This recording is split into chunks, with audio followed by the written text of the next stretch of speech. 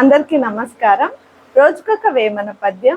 ఈరోజు ఉప్పులేని కూర యొప్పదు రుచులకు, పప్పులేని తిండి ఫలము లేదు, అప్పులేని వాడే అధిక సంపన్నుడు, విశ్వదాభిరామ